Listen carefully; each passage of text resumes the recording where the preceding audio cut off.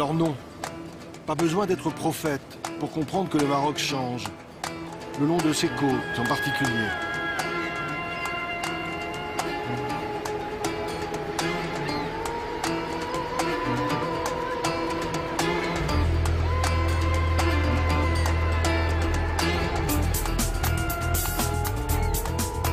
Boom de l'immobilier vers le nord où ça construit partout et à tout va.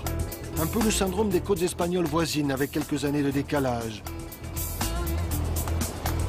Bouleversement aussi dans les profondeurs sous-marines, voici Azila. C'est ici, au pied de ces remparts, qu'aboutit un câble téléphonique sous-marin long de 1600 km. Point de départ, Marseille et donc l'Europe. Liaison à très haut débit, centre d'appel avec une main-d'œuvre francophone, à prix cassé.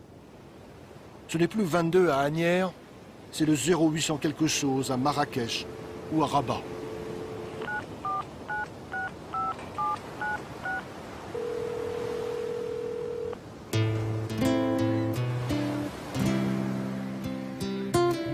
Arrivé dans le détroit de Gibraltar, voilà le Maroc aux portes de l'Europe. Depuis le cap Malabata, on voit les côtes espagnoles, très distinctement ce soir, avec en face la ville de Tarifa. D'un continent à l'autre, des rochers se font écho avec le plus massif d'entre eux, Gibraltar, tout là-bas. L'Europe vue depuis l'Afrique, une quinzaine de kilomètres à vol d'oiseau, quasi à portée de main.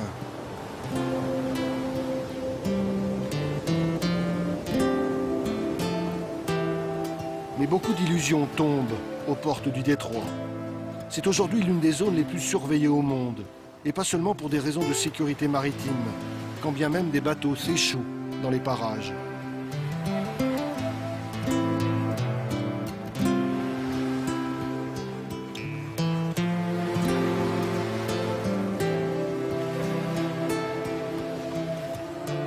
Mais quels pêcheurs au monde peuvent s'estimer autant observés que les pêcheurs marocains et leurs enfants? Chacun de leurs déplacements sont scrutés depuis la terre, essentiellement depuis l'Espagne. On traque les contrebandiers, les trafiquants de toutes sortes, les clandestins et les passeurs.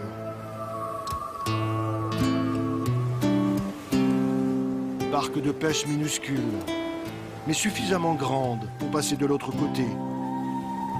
Rien de commun avec les gigantesques porte-conteneurs attendus dans ce port tout nouvellement créé.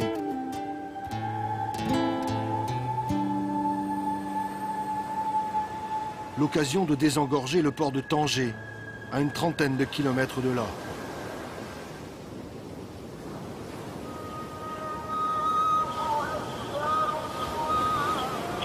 Tanger-la-Blanche, longtemps port d'escale des poètes et des écrivains.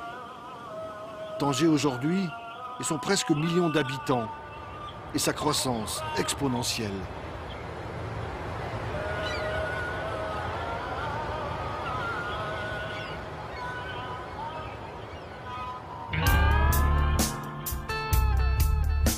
La côte marocaine, versant Méditerranée cette fois.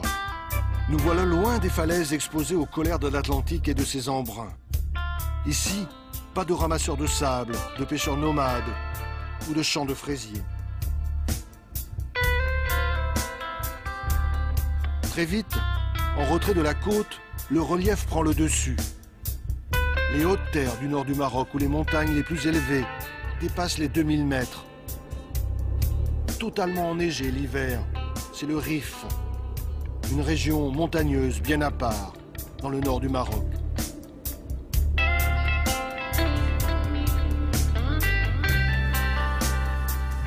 À 600 mètres d'altitude, c'est la ville de Chefchaouen, qui surprend par sa médina bleue et blanche.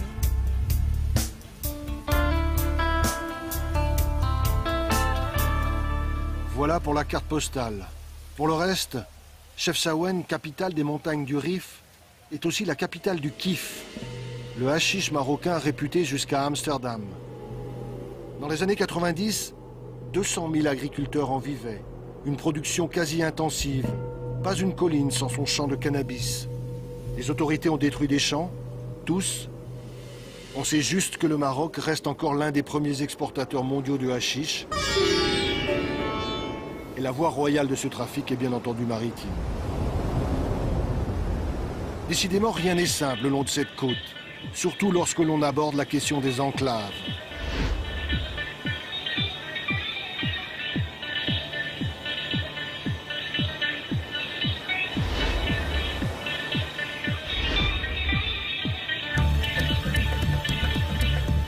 Pas moins de 9 îles, presqu'îles ou encore simples rochers battant pavillon espagnol le long des côtes marocaines. 70 mètres de long, 50 de large, 27 en hauteur, de loin on dirait un bateau. On peut même y aller à la nage. Voici le rocher d'Alucemas et sa garnison d'une 60aine d'hommes. Minuscule îlot espagnol à 300 mètres des plages marocaines. Moins caricatural, il existe aussi les 3 îles Chafarinas dans l'est du pays. Encore 3 bouts de territoire espagnol dans les eaux marocaines. Mais les plus connus de ces enclaves sont les grandes villes. Postes frontières pris d'assaut quotidiennement à Ceuta. 60 000 citoyens espagnols en terre marocaine. Situation ubuesque où de part et d'autre d'une frontière, le niveau de vie passe du simple au quintuple au bas mot. Pire encore, avec l'autre grande enclave espagnole, Melilla, une ville en état de siège. Ici, comme à Ceuta, un double mur de barbelés et de grillages électrifiés. Un rempart jalonné de miradors atteint même les plages. Dissuasif, chaque année, des centaines de candidats à l'immigration clandestine se terrent autour de Melilla, avec l'espoir de passer le mur. Depuis les hauteurs du mont Gourougou au Maroc, ils regardent avec avidité cet étrange bout d'Europe en terre africaine.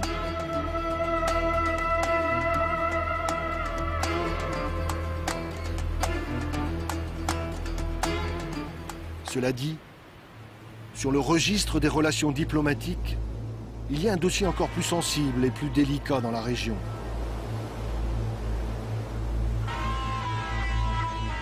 Un peu plus de 500 km de côte séparent Tanger de l'Algérie. Une côte aussi surveillée que le détroit de Gibraltar, mais pas avec les mêmes moyens. Là-bas, des radars, des caméras. Ici, plus désuet, de multiples postes de garde-frontières. Une présence militaire quasi constante, comme un État en guerre, surtout vers Oujda et Saïdia.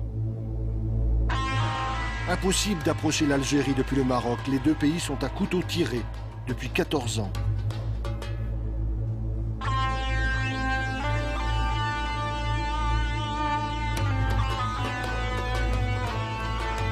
« 14 ans que la frontière est fermée. Situation bloquée. Dialogue de sourds entre les deux pays, c'est la plus longue frontière fermée au monde.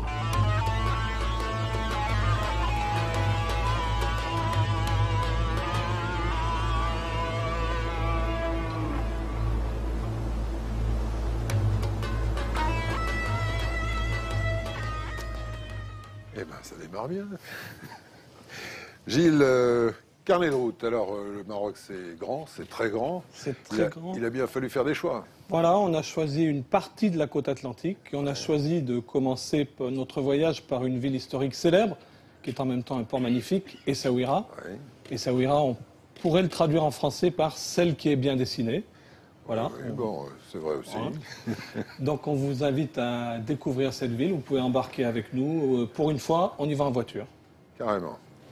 Pas très écolo, ça.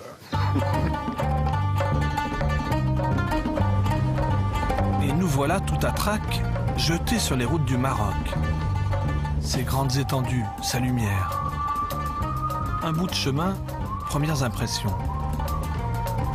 L'occasion aussi de présenter Driss, notre guide sur le chemin de la découverte. Mais voilà qu'une ville apparaît déjà. Nous sommes arrivés centre-ville. Essaouira la légendaire.